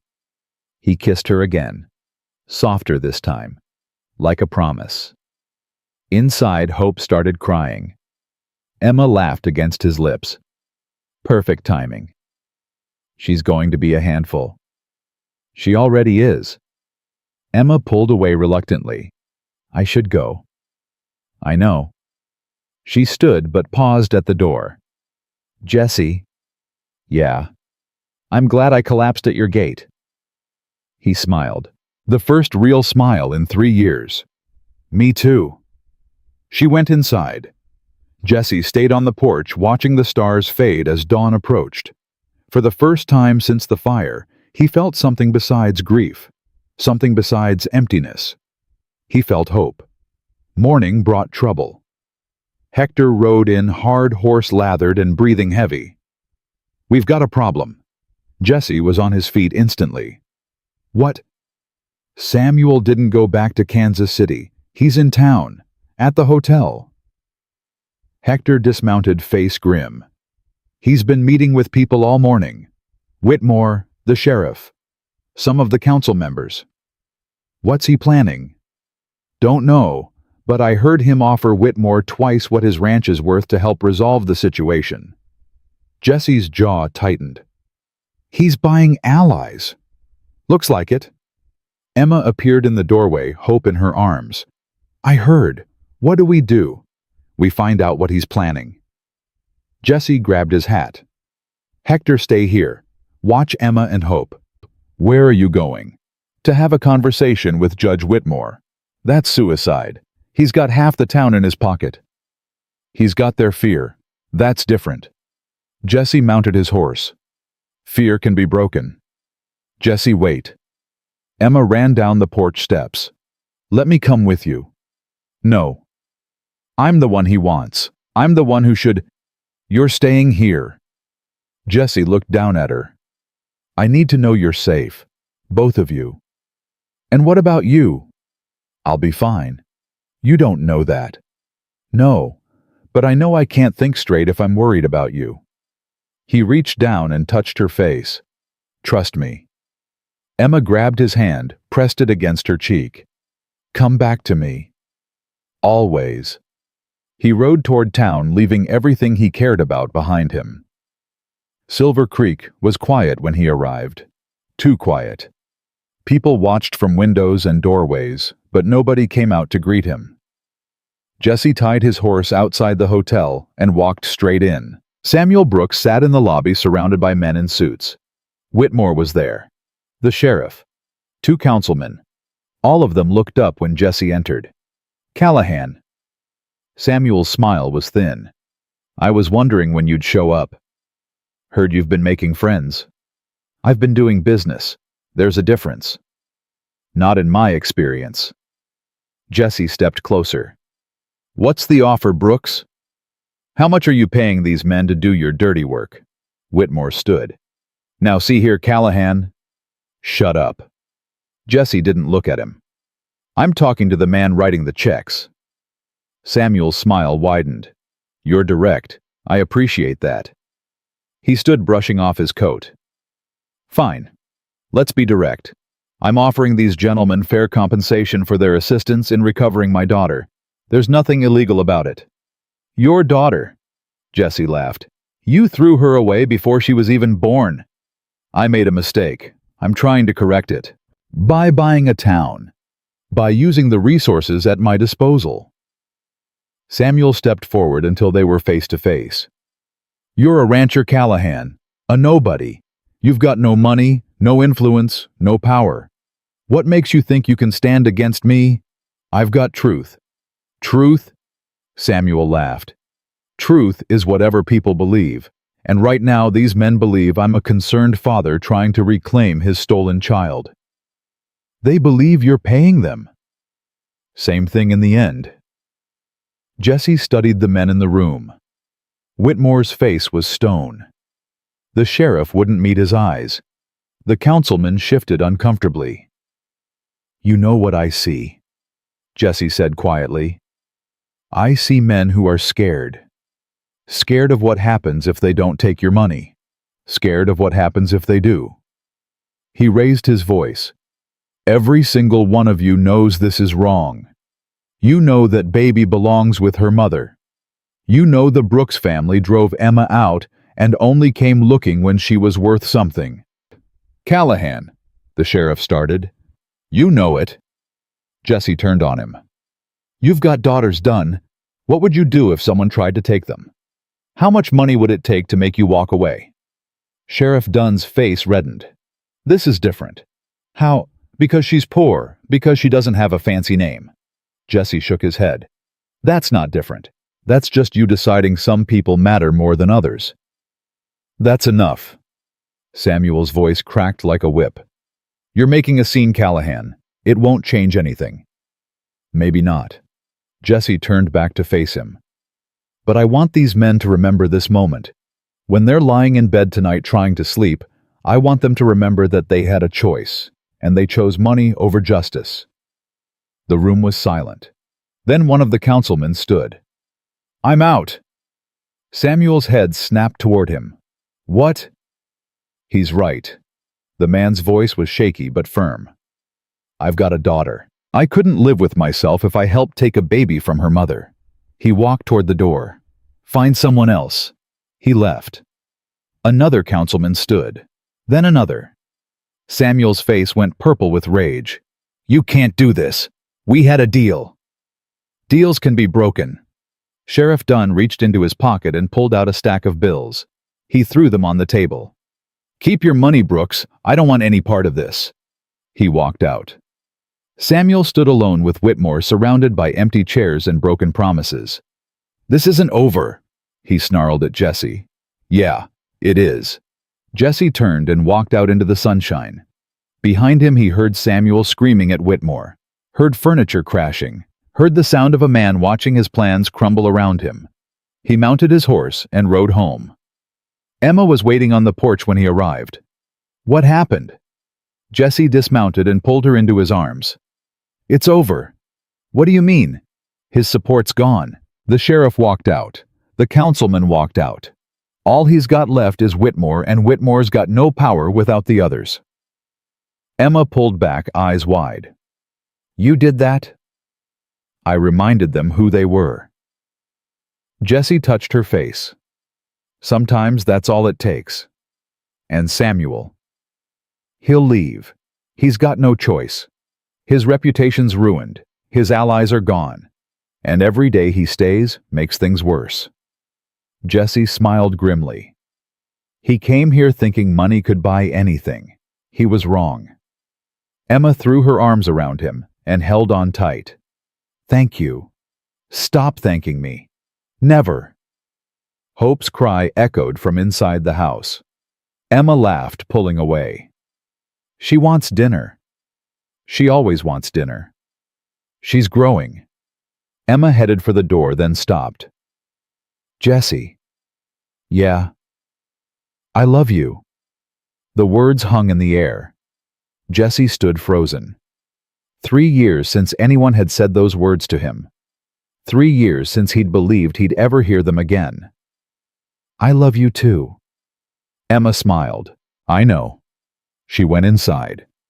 Jesse stood in the yard, heart-pounding tears streaming down his face for the first time in 3 years. Not tears of grief, tears of something else, something that felt like the beginning of forever. Samuel Brooks left Silver Creek 3 days later. Jesse watched from the ridge as the stagecoach carried him away, a single trunk of belongings strapped to the back. No entourage, no hired men, just a broken man running from the ruins of his own making. Good riddance, Hector said, appearing beside him. He'll try again. Maybe, but not here. Not after what you did to him. Hector spat in the dust. Man like that, his pride's all he's got. You took that in front of the whole town. Jesse said nothing. He watched until the stagecoach disappeared over the horizon, then turned his horse toward home. Home. The word felt different now. Fuller. Emma was in the garden when he rode in, Hope strapped to her back in a sling Hector had fashioned from old saddle leather. She looked up at the sound of hoofbeats shading her eyes against the afternoon sun. He's gone. Gone. Jesse dismounted and walked toward her. Saw the stage leave myself. Emma's shoulders dropped.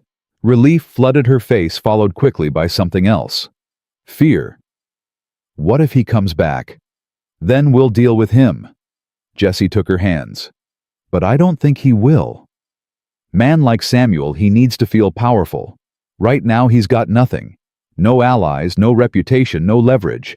Coming back would just remind everyone of how badly he lost. And his family. The newspapers did their work. Every paper from here to Chicago ran the story. The Brooks name is mud. Jessie squeezed her fingers.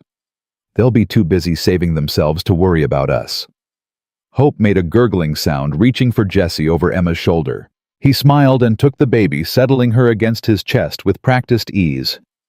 She's getting heavy. She's growing. Emma watched them together, something soft in her eyes. She looks at you like you hung the moon.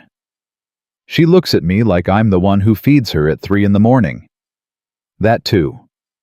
They walked into the house together, and for the first time in weeks, the air felt light. No danger lurking, no enemies approaching, just the three of them together. That night, after Hope was asleep, Emma found Jessie sitting on the floor beside the old cradle, the one he'd built for Lily. You put her in it, she said softly. Seemed right. Jessie touched the carved headboard, tracing the half-finished name. Lily never got to use it. Always felt wrong keeping it empty. Emma knelt beside him. Tell me about her. About Lily. About both of them. Clara and Lily. Tell me everything. Jessie was quiet for a long moment. Then he started talking. He told her about the day he met Clara at a church social when he was 22 and she was 19. How she'd laughed at his dancing, then taught him to do it right. How they'd gotten married 3 months later because neither of them saw any reason to wait. He told her about Lily's birth, how terrified he'd been, how Clara had squeezed his hand hard enough to break bones, and then laughed when the baby came out screaming. He told her about the little things. The way Clara sang off-key but didn't care. The way Lily's whole face scrunched up when she was about to cry. The way their house had smelled like bread and lavender, and something he couldn't name but would recognize anywhere. And then he told her about the fire. I was 3 hours away when it started, delivering horses to Fort Collins. His voice cracked. By the time I got back, there was nothing left. Just smoke and ash and 2 shapes in the middle of it all. Emma's eyes were streaming. I dug their graves myself. Couldn't let anyone else touch them. Took me 2 days because I kept stopping to... He couldn't finish. To what? To scream. Jessie's hands curled into fists. I screamed until my voice gave out. Then I just sat there staring at the dirt, trying to figure out why I was still breathing when they weren't. Emma reached out and took his hand. I never found out what started it. Lamp, maybe. Stove. Something stupid and preventable. Jesse shook his head. For 3 years I blamed myself. If I'd been home.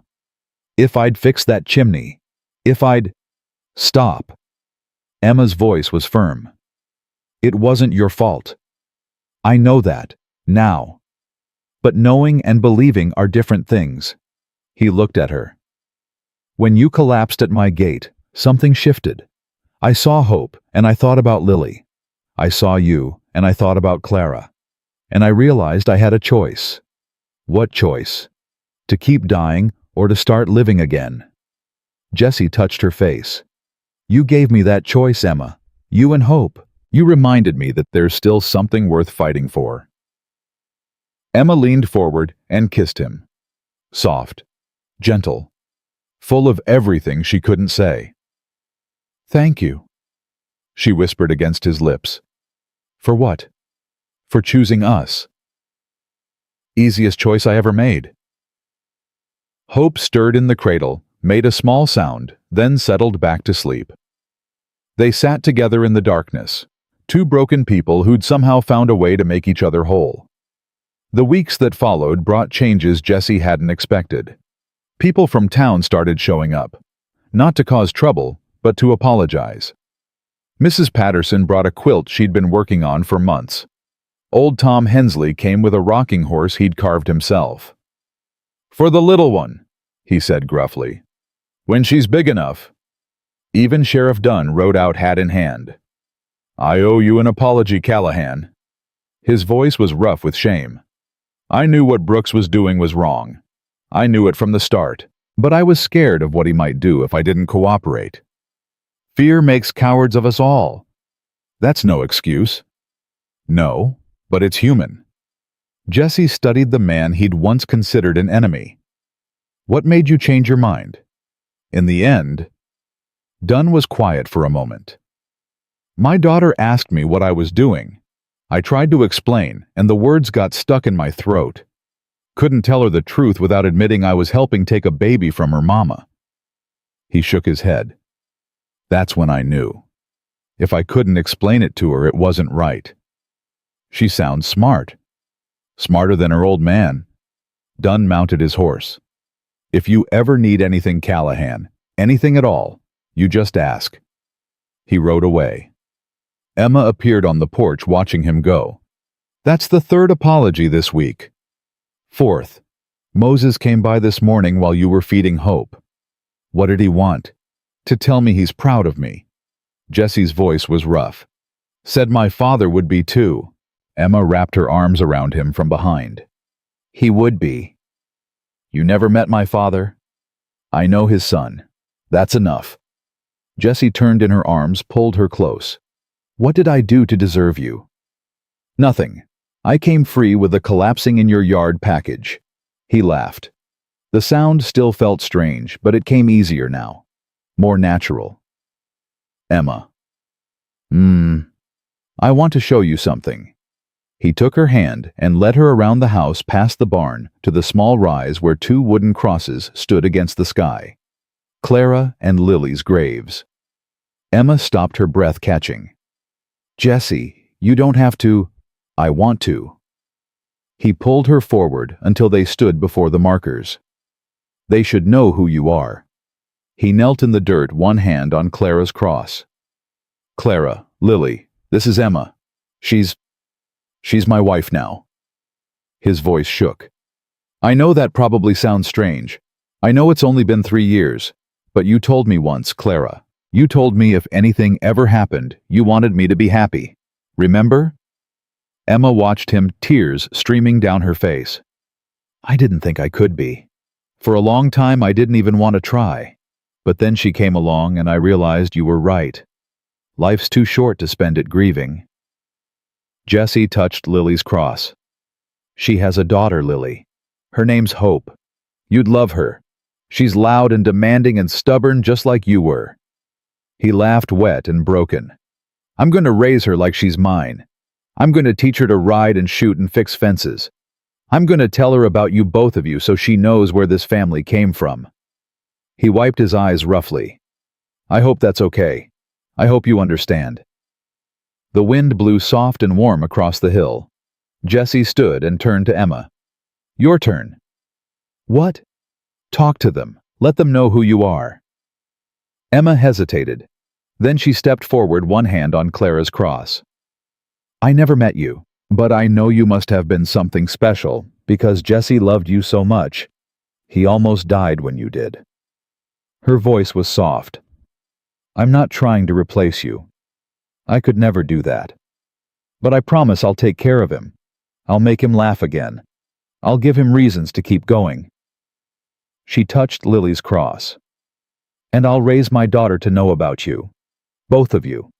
You'll always be part of this family, even if you're not here anymore."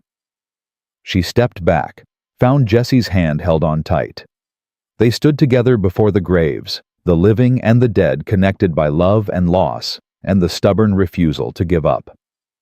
"Thank you," Jesse said finally. "For what?" for understanding. How could I not? They made you who you are. Emma squeezed his hand. I love who you are. Even the broken parts. Especially those. She leaned into him. The broken parts are what let the light in. They walked back to the house together, leaving the graves behind but carrying the memories with them. Summer turned to fall and fall to winter. The first snow came early that year, blanketing the ranch in white. Hope took her first steps on a cold December morning, wobbling across the floor into Jesse's waiting arms. Did you see that? Emma's voice was thick with happy tears. She walked. She actually walked. I saw. Jesse lifted Hope high, making her squeal with delight. She's going to be running before we know it. God help us. God help the horses. She's already trying to climb into the paddock. Emma laughed, the sound filling the house like music. Hector appeared in the doorway, stomping snow off his boots. Got a letter for you. From Denver. Jesse's smile faded slightly. He set Hope down and took the envelope. Who's it from? Judge Clark. Emma's face went pale. Jesse tore open the letter and read quickly. Then he read it again, slower, making sure he understood. Well, Emma's voice was tight. What does it say? The investigation is complete. Jesse looked up at her. All charges against you have been dropped, permanently. The Brooks family has withdrawn their claims and agreed to a settlement that includes a formal apology and a trust fund for Hope. Emma's legs gave out. Jesse caught her before she hit the floor. It's over, she whispered. It's really over. It's really over. And Hope, they can't touch her, ever. It's in writing, signed by a federal judge. Jesse pulled her close. You're free, Emma. Both of you. Emma started crying. Not the quiet tears of grief she'd shed so many times before, but great gulping sobs of relief. 3 years of fear and running and looking over her shoulder finally released. Jesse held her through all of it. When she finally quieted, Hope was tugging at her skirt, concerned by her mother's tears. Mama sad? Emma scooped her up, laughing and crying at the same time. No, sweetheart, Mama's happy. Mama's so happy. Happy? Hope repeated, not understanding, but smiling anyway. Hector cleared his throat. There's something else in that envelope. Jesse reached in and pulled out a small card. It's an invitation. Judge Clark wants us to come to Denver for Christmas. Says he's got a proposition for me. What kind of proposition? Doesn't say. Jesse studied the card. But Clark's a good man. Whatever it is, it's worth hearing. Emma wiped her eyes. Then we should go. You sure it's a long trip with a baby? Jesse Callahan, I walked 3 weeks across open country with a newborn. I think I can handle a train ride to Denver. He grinned. Fair point. They went to Denver.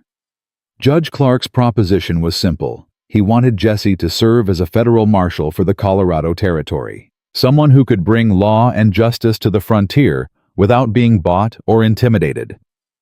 I've watched what you did in Silver Creek, Clark said. You stood up to corruption when everyone else looked away. That's rare, Mr. Callahan. This territory needs more men like you.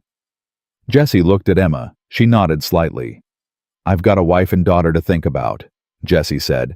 The work's dangerous. It is, but so is ranching, and at least this way you'd be making a difference. Clark leaned forward. Think about it. Talk it over with your wife. Let me know by spring. They talked about it for months, argued about it sometimes. But in the end, the decision was clear. Jesse became a marshal. He still worked. The ranch still raised horses, still watched Hope grow from a toddler to a wild, fearless child who could ride before she could read. But now he also traveled, bringing justice to places that had none, standing up for people who couldn't stand up for themselves. Emma worried every time he left, but she never asked him to stop. This is who you are, she told him once as he saddled his horse for another assignment. The man who fights for the ones nobody else will fight for. I fell in love with that man. I won't ask him to be someone else. I'll always come back. You better. Hope's got questions about horses that I can't answer. He laughed and kissed her long and deep. I love you, Emma Callahan. I love you too. Now go save the world and come home for supper. Years passed. Hope grew tall and strong with her mother's eyes and her father's stubborn streak. She learned to shoot and ride and mend fences. She learned about Clara, and Lily visited their graves every Sunday, left wildflowers when they bloomed. She learned that family wasn't just blood, it was choice. It was showing up day after day for the people you loved. On Hope's 10th birthday, Jessie and Emma stood on the porch watching her race across the pasture on a horse she'd trained herself. She's going to break something, Emma said. Probably. She'll learn from it. You're supposed to worry. I am worrying. I'm just hiding it better than you. Jessie wrapped his arm around her shoulders. We did good, Emma. We did. She leaned into him. Remember that day I collapsed at your gate? Every single day. I thought my life was over. I thought I had nothing left. So did I. She turned to look at him, her brown eyes soft. I was wrong. So was I. Jessie touched her face, tracing the lines that time had etched there. She was older now, but no less beautiful. That day wasn't an ending. It was a beginning. The beginning of what? Everything that mattered. Hope came galloping back, face flushed with joy. Did you see Papa? Did you see how fast she went? I saw, sweetheart. You're a natural. Can I go again? After supper. Mama's been cooking all day. Is it cake? It's your birthday. Of course it's cake. Hope whooped and ran into the house. Jessie and Emma followed hand in hand. The table was set for more than 3. Hector was there, older now, but still sharp. Moses Whitaker and his wife. Father Miguel. The ranchers who'd stood with them all those years ago. Even Sheriff Dunn, long since retired, but still a friend. They ate and laughed and told stories long into the evening. Hope sat at the head of the table, surrounded by people who loved her, and Jessie watched her with a full heart. This was what he'd almost thrown away. This noise and chaos and love. This family built not from blood, but from choice, from struggle, from the stubborn refusal to give up. Later, after the guests had gone and Hope was asleep, Jessie and Emma sat on the porch one last time. Happy, he asked. More than I ever thought possible. Any regrets? Emma thought about it, about the pain and fear and running, about Samuel and the Brooks family, about the 3 weeks she'd spent certain she was going to die. No, she said finally. Every moment of suffering brought me here. To you. To this. She gestured at the ranch, at the house, at everything they'd built together. I wouldn't change a single thing. Not even collapsing in my yard. Especially not that. She smiled. That was the moment everything changed. Jessie pulled her close. You know what I said to you that day when you told me no one wanted you? I remember. I meant it, Emma. Every word. He pressed a kiss to her forehead. You were wanted then. You're wanted now. And you'll be wanted for as long as I'm breathing. Emma closed her eyes, safe in his arms. I know. They sat together as the stars came out, 2 people who'd found each other at the end of everything and built a life worth living. Inside, Hope dreamed of horses and open skies. In the pasture, the animals settled for the night. And on the hill, 2 wooden crosses stood guard over a family that had grown from grief into something stronger, something unbreakable. Some families are born. Others are built choice by choice through the hardest trials and the darkest nights. And those families, the ones forged in fire and held together by love, they last forever.